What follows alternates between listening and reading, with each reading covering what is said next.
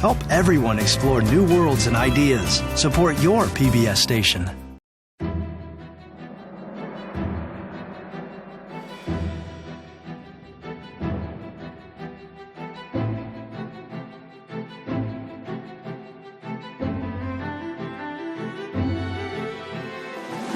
Welcome to the series that takes you to the heart of America, where we give you the big picture of what actually makes this country work.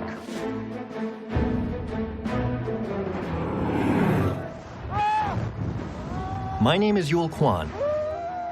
I've worked in many different fields, from law to government to business. I've even won the reality show Survivor. This is impressive. But in every part of my life, I've been fascinated by the same things: systems and networks. The sheer size of this thing is incredible. In this series, I'm going to explore the remarkable systems that move us, feed us, and make our economy hum. And how we put together the materials and manpower that keep this incredibly vast and complex country working day after day, hour by hour. Watermelons, picked this morning. In this episode, we'll explore how America puts food on its table. An industrial revolution has turned our prairies and pastures into the biggest, most productive, most efficient food machine the world has ever seen. If you think of our food industry as a giant factory that's designed to feed us, what you see down there is a factory floor. But even though each part has been carefully designed, the machine as a whole has not. It produces more than we can possibly eat. Excuse me. And it pushes resources to the limit. Has the price of water been going up? Yep, just like my taxes. As demand keeps growing, the system is under pressure. Well, you're not going to have pumpkins, you're not going to have apples, and you're not going to have cherries. But Americans count on the food industry to deliver. This is a story of how that machine keeps us fed 365 days a year. This is America Revealed.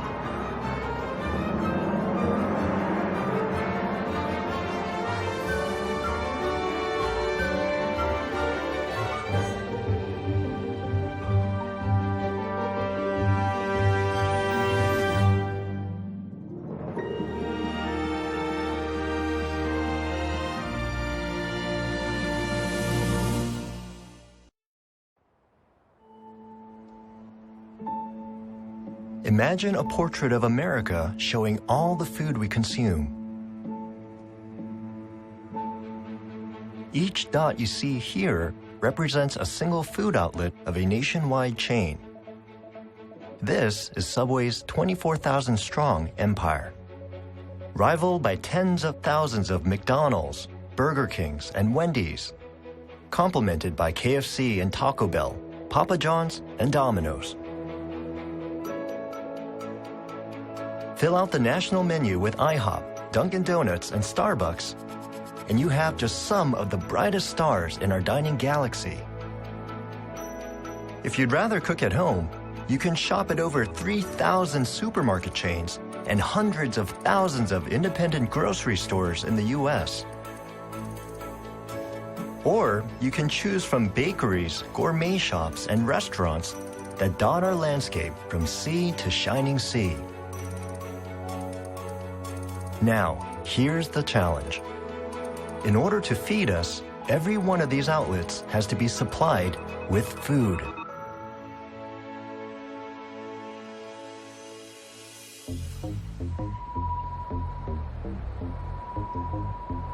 This frenetic little dot is the delivery end of a vast and complicated machine. Literally. We put a GPS unit on a pizza delivery man and recorded his typical Friday night in the heart of New York City.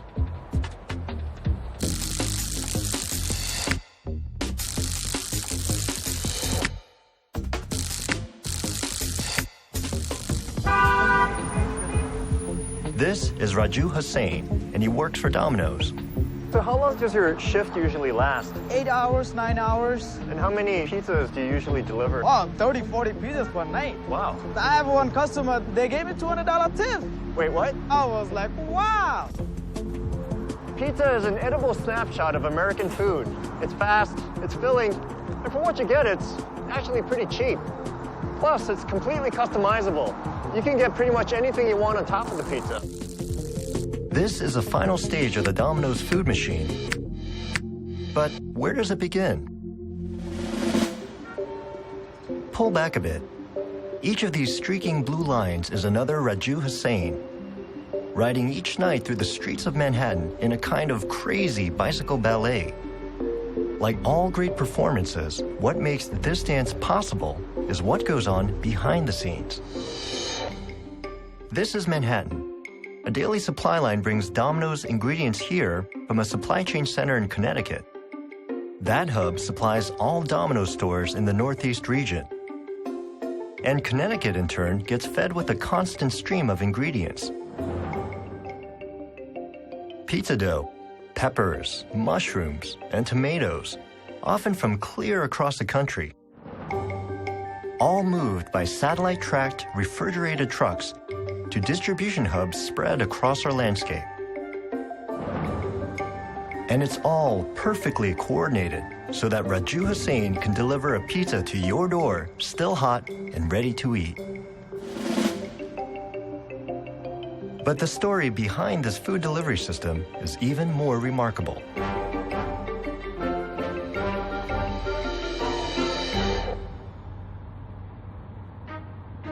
From New York City, I've traveled 3,000 miles to the other end of the continent to find out where one of pizza's key ingredients comes from and how it's produced on such a monumental scale.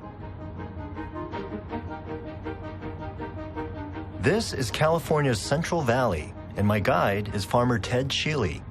Ted, what are you growing out here? We grow fresh market onions, wine grapes, pistachios, cotton, wheat. We grow about 1,600 acres of tomatoes. How many pounds is that? About 60 tons per acre. That's a lot of tomatoes. That's a lot of tomatoes.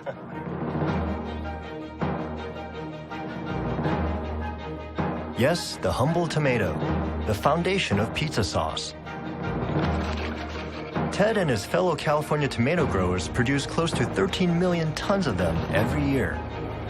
That's nearly all the tomatoes America processes for foods like pizza sauce, ketchup, and salsa, as well as a third of those consumed by the entire world. Right up the road from Ted's farm, 500,000 tons of these red babies make their way through the state's processing plants every week. It's an industry worth an estimated $1.5 billion a year.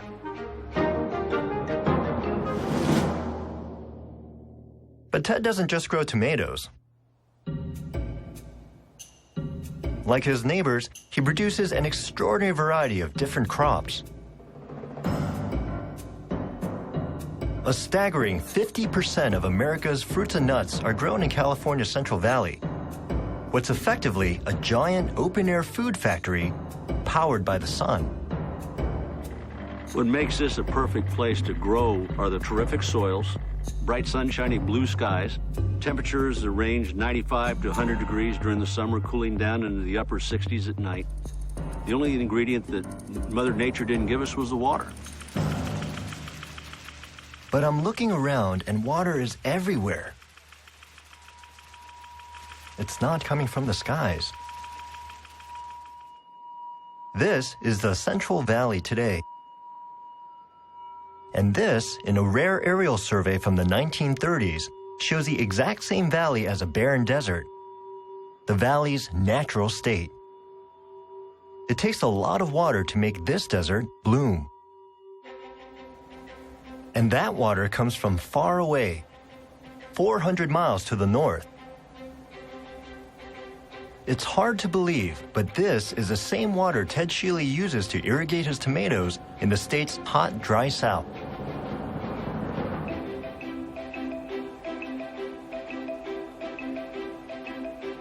And he gets to use it because of this.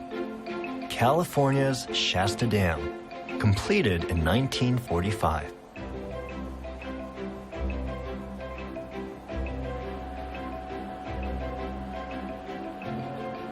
The sheer size of this thing is incredible. For California's food machine to work on the scale it does, it needs vast resources and monumental infrastructure. Right now, I'm flying over fine examples of both. It's giving me a bird's-eye view of how America puts nature to work. To learn more, I'm meeting up with Shasta Dam guide, Sherry Harrell. Shasta Dam is the keystone to the entire Central Valley project, and it makes it one of the leading producers of food and fiber for our entire country.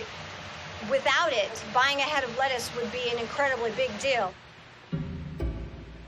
We are actually now 428 feet from where we started up above, 174 feet above bedrock, and 67 feet past that concrete is Shasta Lake. There's over 450 feet of water behind that wall. Wow. So if that wall disappears, you and I are swimming all the way down to Los Angeles. A quick swim, too. Yes, absolutely.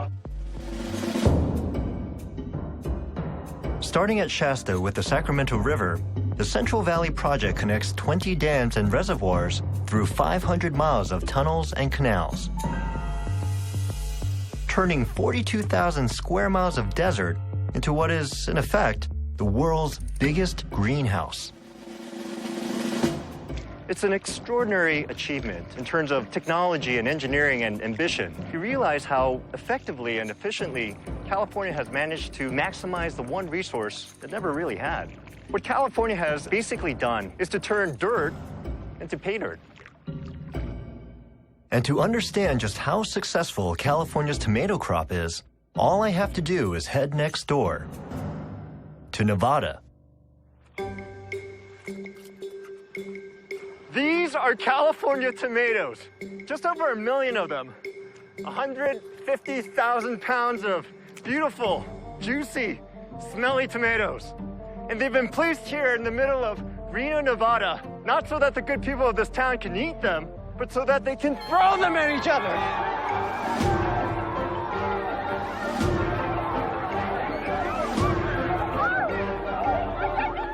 Welcome to the Reno Tomatina, the country's largest annual tomato fight.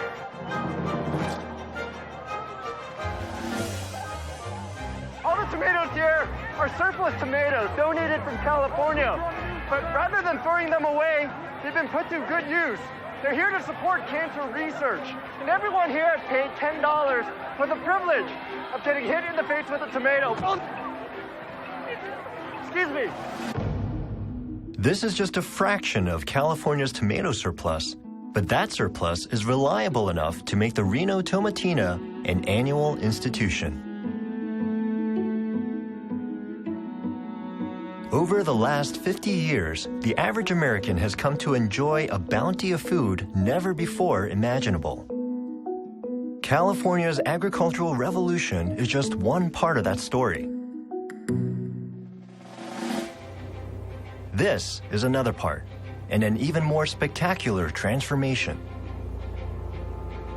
The Midwest. I've come in search of the quintessential American farm. And for me, that can only mean one place. Kansas. Remember Dorothy from The Wizard of Oz? That's where Dorothy's from. That's her home. It's a natural world there that Dorothy wanted to get back to after being stuck in that artificial land of Oz. Well, I got news for you, Dorothy. If you saw Kansas today, you wouldn't recognize it. To understand what's going on down there, I'll have to get a lot closer. There's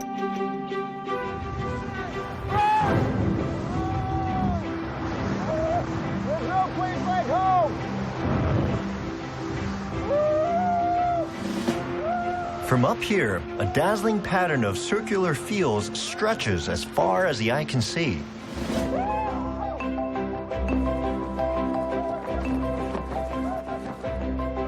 There's a good reason for this cookie-cutter perfection. What you're looking at is one of the greatest land transformations in American history. If you think of our food industry as a giant factory that's designed to feed us, what What you see down there is the factory floor.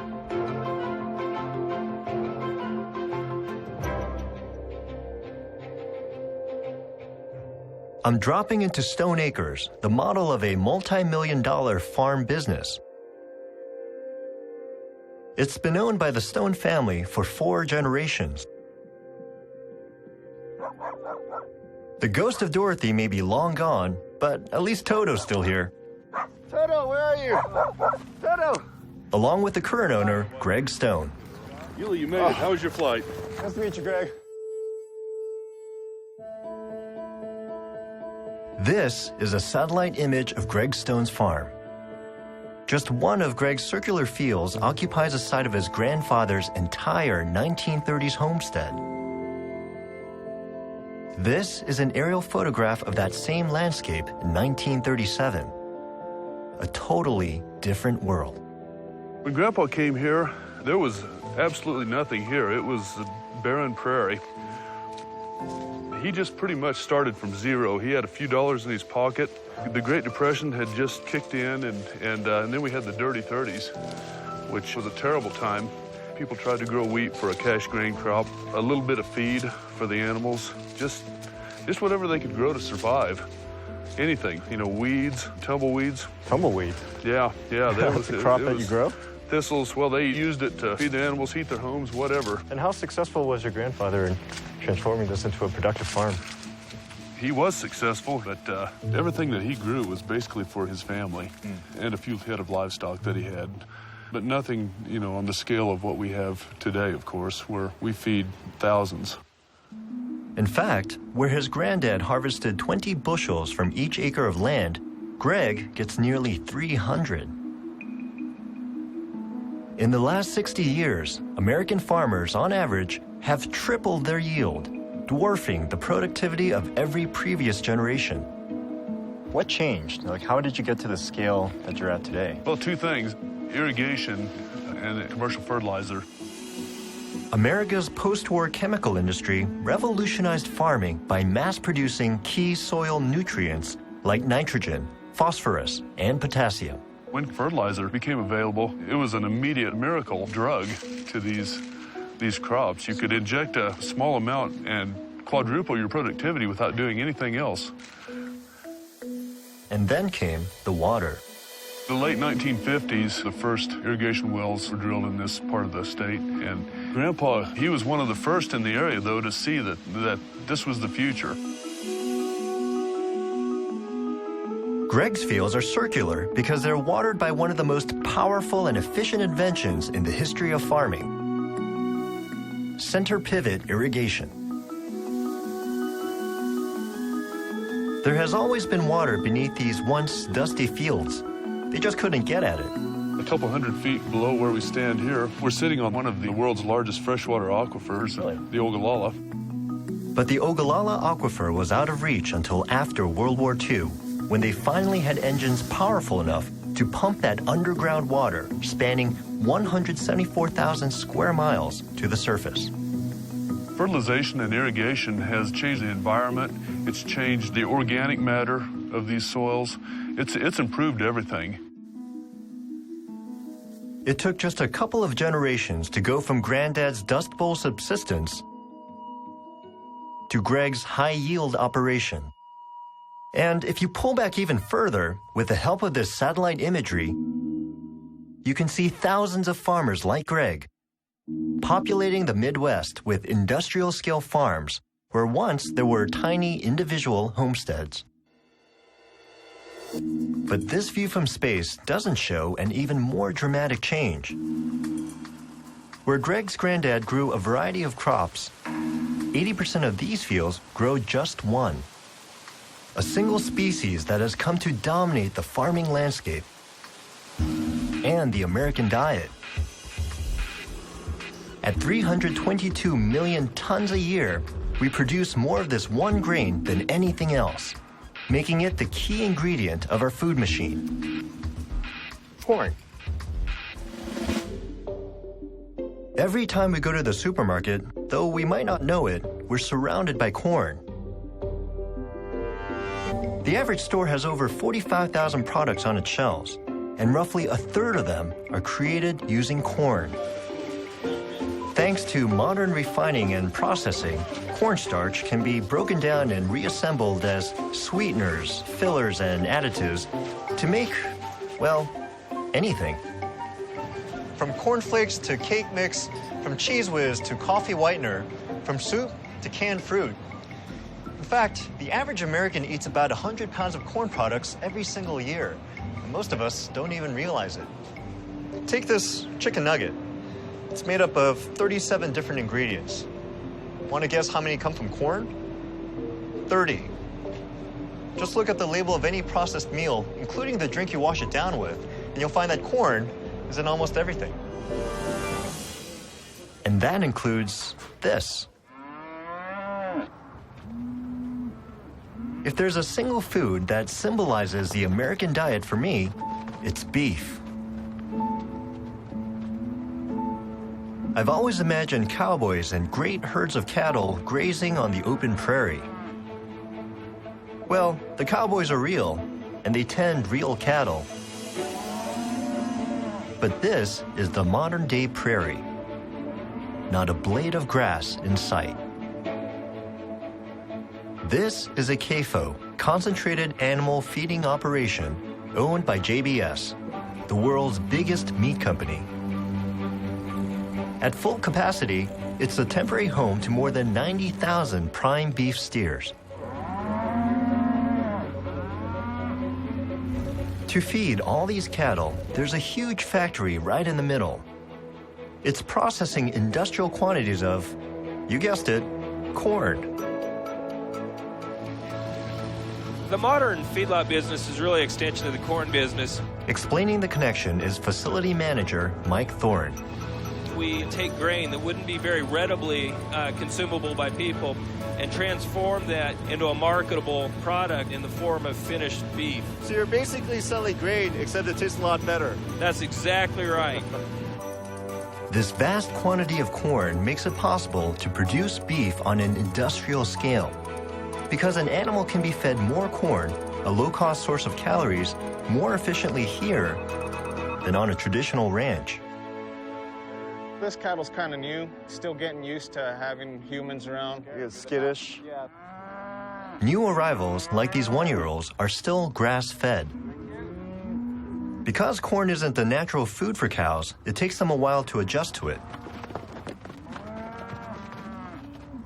But soon, grass is phased out, and when the grain wagon comes around, it's like watching kids chase an ice cream truck.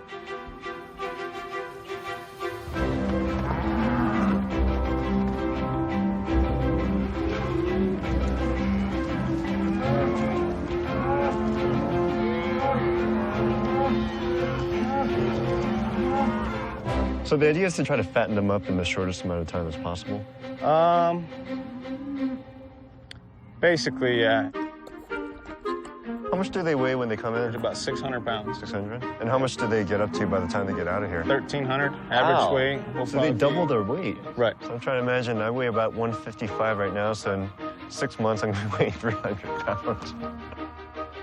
It takes just 6 months to go from this to this. 2/3 of a ton of engineered beef steer. What people don't know is that the fat gives it its flavor. So when you're looking at the steer, like, how do you tell they're ready? They're nice and rounded, everything's perfect, just looks like a nice meaty animal, but it's got that nice thin layer of fat that we want on them.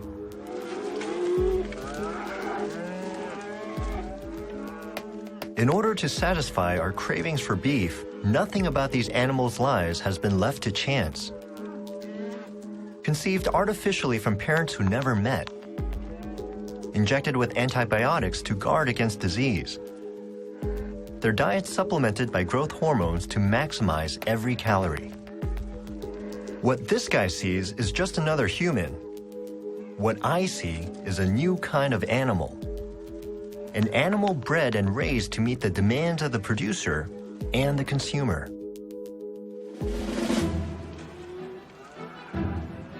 Just 5 miles up the road is a meatpacking plant. More than 5,000 head of cattle are funneled through this factory every single day. And And this is just one of 632 plants in the U.S. Collectively, they process 34 million cows a year.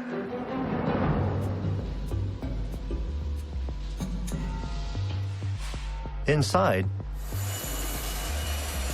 there's a cacophony of blades and saws as an army of butchers dismembers hundreds of carcasses an hour.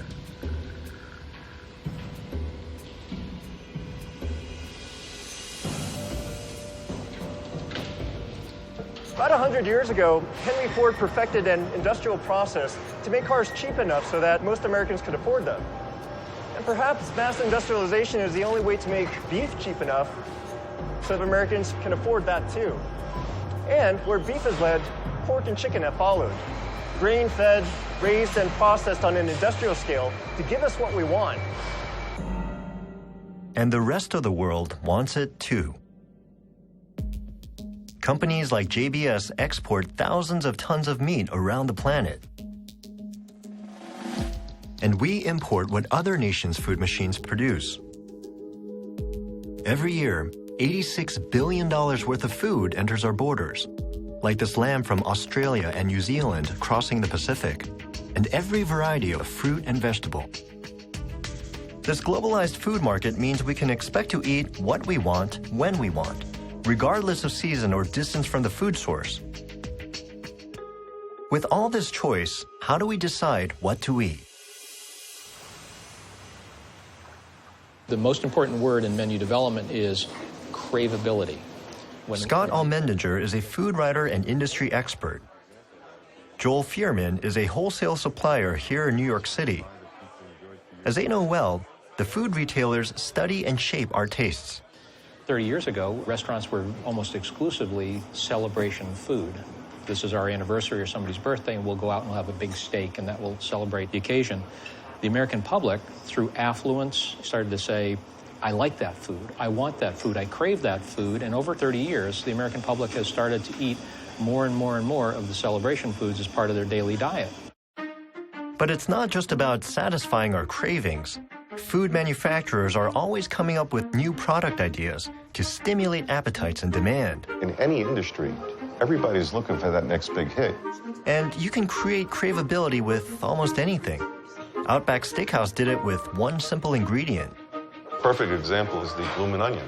You take an onion that has a price point of maybe 32 cents per pound, and you turn it into this product. This is an onion? That was a rather large onion that they've sliced and soaked in buttermilk and batter and deep fried and created into bloomin' onion. It sells quite a bit. It becomes a commodity. It becomes an item that the consumer wants. When something like the bloomin' onion hits big, the impact is felt all the way back to its source. These are onion fields in Central California. Remember farmer Ted Sheely? In addition to all his other crops, he's an expert at producing bloomin' onions. 1,500 tons of them every year, precisely to his customers' specifications. The bloomin' onion needs to be 3.5 inches in diameter, not larger, not smaller. If it's bigger than 3.5, it won't fit their cutting and cooking equipment. And if it's smaller than that, the customer feels cheated, and they're willing to pay extra to get that particular size onion. With the bloomin' onion, the Outback Steakhouse has turned a common food item from mundane to money maker. And they're not the only ones. It's turkey sausage wrapped in a pancake on a stick. The food industry is in the business of creating desirable commodities. And we're in the business of eating a lot. The foods we crave are often high in fat and calories. That's an evolutionary survival tactic built into our genes. So it's not surprising that craveability usually means adding calories. The bloomin' onion, for example, has about 2,000 calories, roughly an entire day's worth for an adult. Over the last half-century, the food machine made it cheap and easy for us to put away an average of 600 additional calories per person per day. And it really is a collaboration between the consumers who say, I like this, and the marketing people who say what size it should be. So now we all have woken up 30 years later and said, you know what, this really isn't sustainable. So what are we going to do about it? I see Scott's point. Our expanding waistlines are a national wake-up call. He also makes me wonder how our food machine will be able to keep up with our growing, hungry population. Take Ted Shealy. To grow his onions, he has to maximize his water use in the resource-scarce Central Valley. California farmers already use 80% of the state's water. And the cost is going up. It's become one of my largest cash burdens on my budget. How expensive is water relative to other costs that you have? Water's always at the highest. It'd Really? probably be over 50% of my budget. Holy cow. So, like most American farmers, Ted turns to technology to try and get the most out of every drop.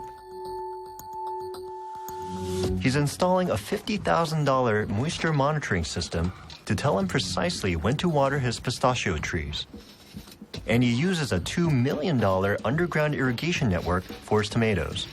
My business plan is, what do we do today to stay in business for next year? What am I going to have to do to be in business 5 years from now or 10 years from now? Water's the pivotal issue, and so I have to make it work. And has the price of water been going up over the last few years? Yep, just like my taxes. It's getting harder and harder for farmers like Ted just to keep up with the food machine's relentless demand. As for our Kansas farmer, Greg Stone, his corn growing operation is under attack. The threat is so serious, he has to hire a professional to comb his fields every week.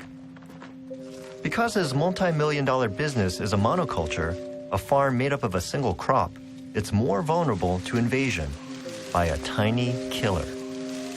This is where they bore into the ear shank, and you see the damage here. They could actually tunnel up into the ear, and then they lay their eggs, and then their larvae feed on the corn and complete the cycle. There he is. That is a multi-billion-dollar corn pest right there in his hand. This is a European corn borer. Don't lose him, Eric. I won't. This is a constant battle producers have to face year in and year out all the way through the Midwest. If you don't treat, you can lose significant yield. So Greg calls in an airstrike.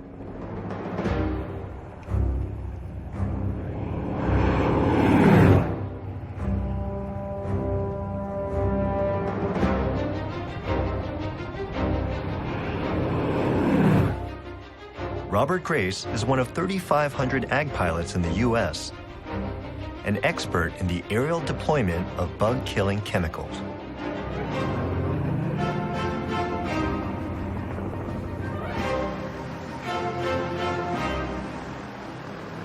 Ag flying is a different type of flying than virtually anything else because of the precision and closeness to the ground. We're typically 8 feet off the ground, traveling 120 to 150 miles an hour, using GPS navigation that will give us guidance to within about 1 or 2 feet.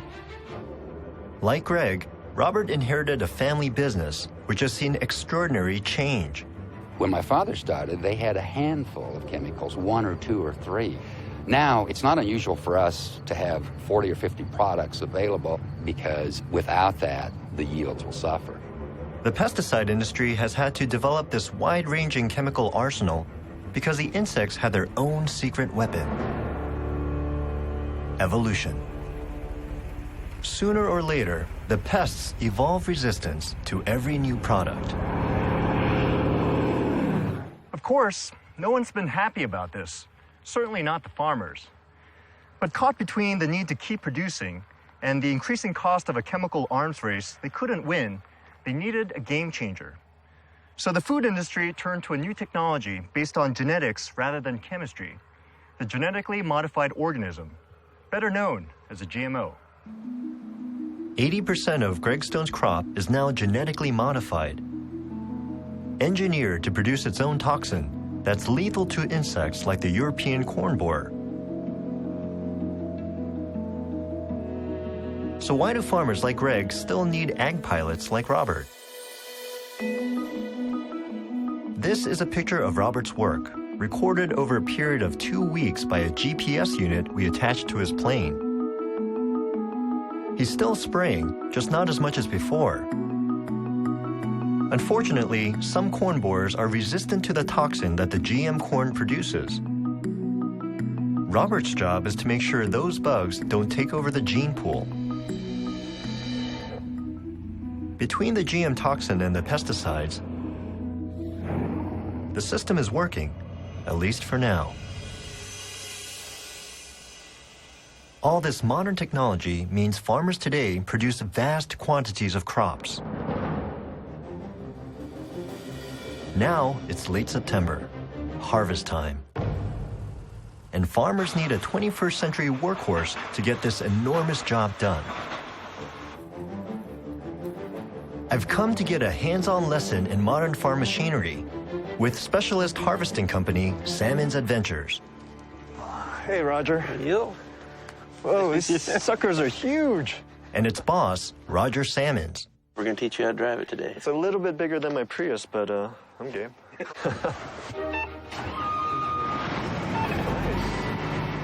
I'm about to take charge of $500,000 worth of brand new harvester. Okay, now full throttle. All right. You are ready to rock and roll. Hey, get out of my way. Woohoo!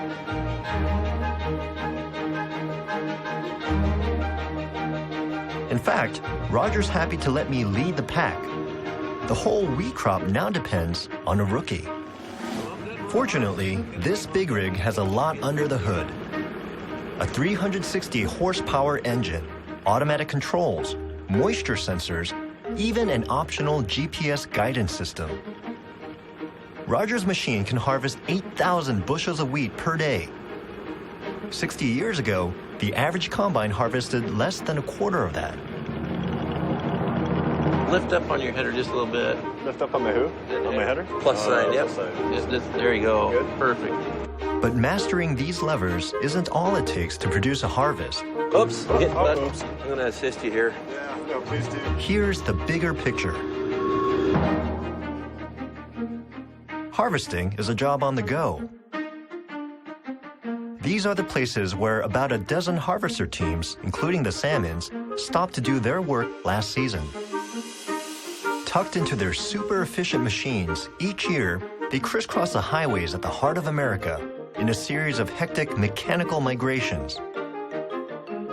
Turns out, instead of harvesting their own crops, thousands of American farmers rely on the state-of-the-art equipment of specialists like the Salmons. By the end of October, Roger's team will have gathered 500,000 tons of grain and covered 5,000 weary miles.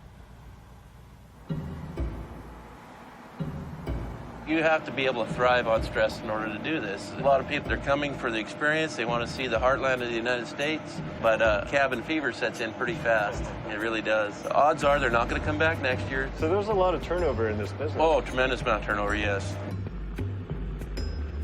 Harvesting, like so many aspects of food production, relies heavily on people power combined with new technology.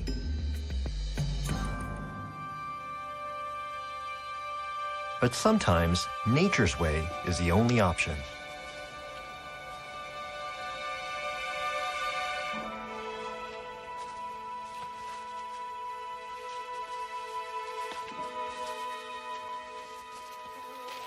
All right, take a look what we have right here. It's this beautiful honeybee inside this pumpkin plant. It's rolling around inside, sucking up the nectar, but while it's doing that, it's getting all this pollen all over its legs and the rest of its body. It's a beautiful sight, and it shows in action this delicate relationship between the honeybee and the flower itself that's absolutely critical to making sure that this turns into that. Even high-tech farmers haven't come up with a better method for pollinating their produce. But there aren't enough wild honeybees to do the job. Enter long-distance bee trucker David Heckenberg. We truck bees all over the United States. 1st of February is the big trucking trip to California to pollinate almonds. California is the country's biggest producer of almonds. But they couldn't grow a single one without the work of beekeepers like David. There's only 2 million hives of bees left in the United States. And it takes 1.5 million of them to pollinate the almond crop. Then the bees leave California, and we truck the bees on to Georgia, to the woods, to get some clean food into them. David has to give them a kind of bee detox because the California almond trees have been treated with 7,000 tons of pesticides.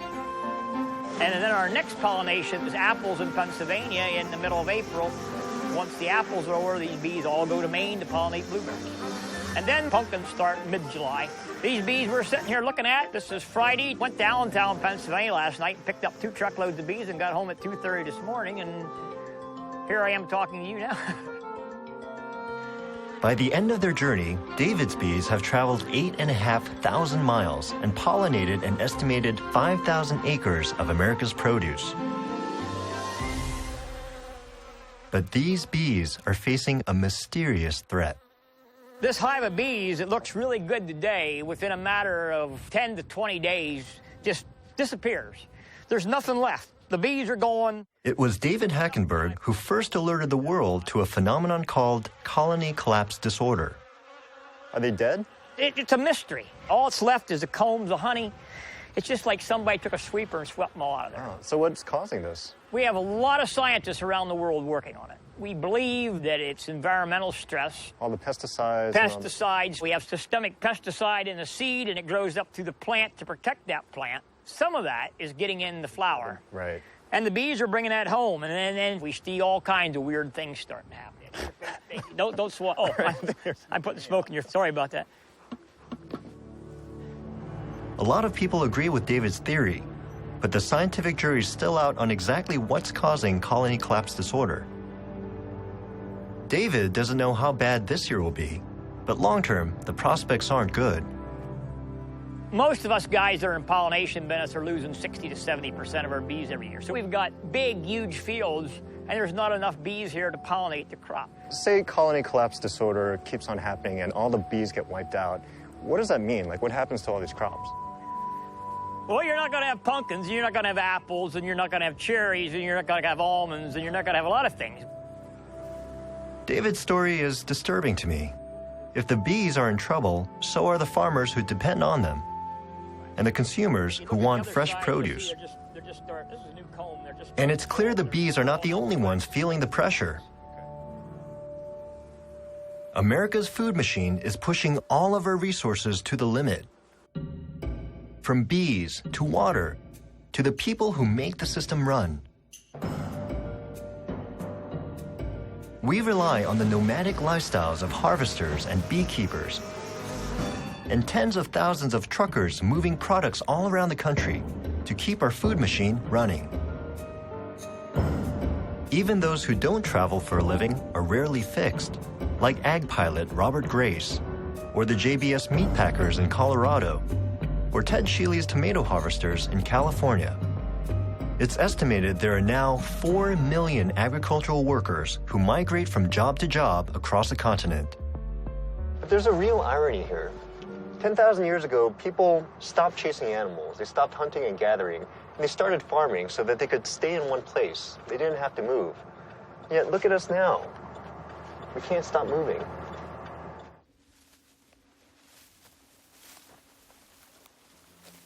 One reason that ag workers have to cover so much ground is that these days, there are a lot fewer people available to do those jobs. A century ago, 1/3 of us worked and lived on farms. Now, it's barely 2%.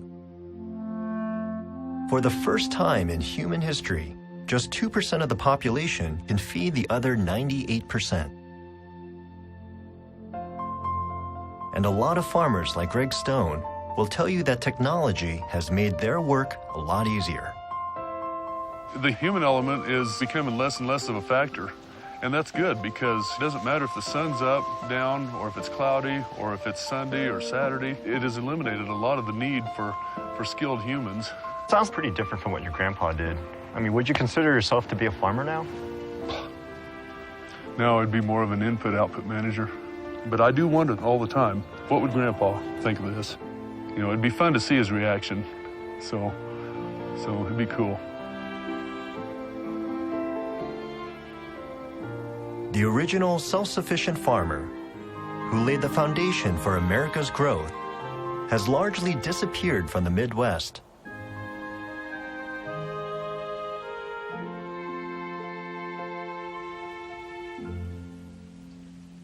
But in some places, he's making a comeback. I've dragged myself out of bed at 5 o'clock in the morning to help a man aptly named Will Gardner get his product to market. Hey, what's up, man? Will is one of thousands of small-scale farmers across the U.S. reviving the homestead ideal. You don't want to get too close to the soil line because I want the growth to still continue. So I just chop it off right here. You know, it's pretty tasty, man. A lot of people at the market love it. This is real back-to-basics farming, and some think part of a new green revolution. How'd you get into this in the first place? I just wanted to save money, you know, eat healthier. Figured it'd be a lot cheaper for me to grow the vegetables that we eat on a daily basis in my backyard. You know, simple stuff. And it just became addictive. They're very tasty. Do you use any, like, pesticides? No, just compost, man. So I put a lot of compost. I should have asked you that before I stuck that in my mouth. The amazing thing is, we're not in deepest rural Pennsylvania or even suburban New Jersey.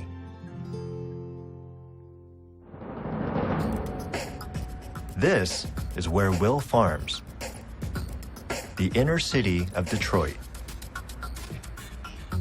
Among its many problems, this area is a food desert, a place where it's hard to find groceries, let alone fresh produce. Although the surrounding neighborhood looks like an urban war zone, in fact, it's reverting to its rural state.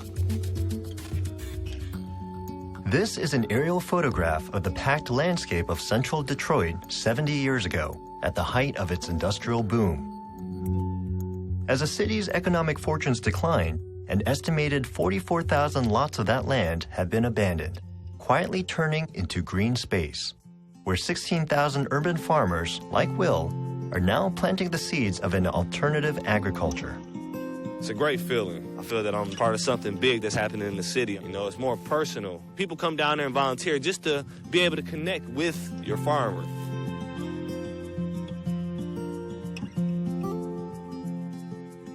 And that connection extends right into the heart of the city.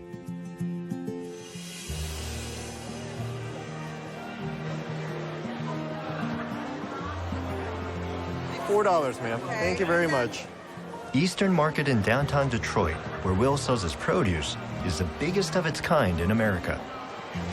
Watermelon, salad greens, fresh kale, picked this morning. And after half an hour, immersed in the amazing vibe of this place, I realize how different this approach to feeding people is from what I've seen on my journey. Have a wonderful weekend. Picked fresh from a local garden run by my friend Will.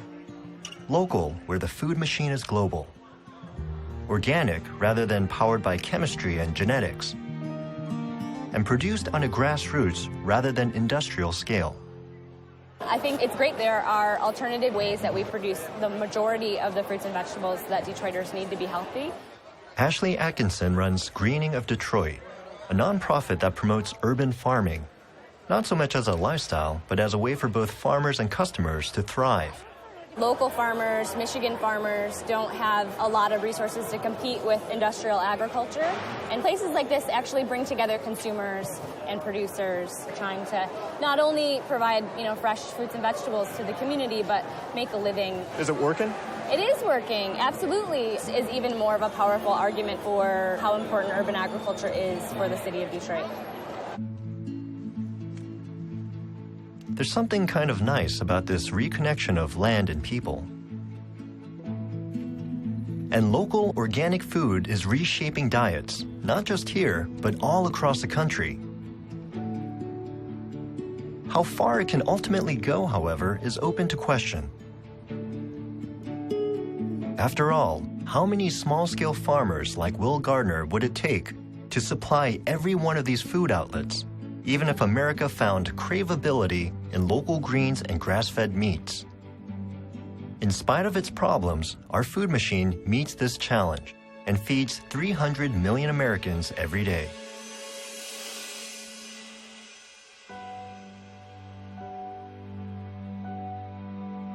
I've decided to go back to the heart of that industrial food machine high above the cornfields of Kansas to try and figure out where it's headed. I'm taking a ride with Robert Grace in the Boeing Stearman his dad flew when he started the family crop dusting business after World War II. Between them, father and son have witnessed a revolution.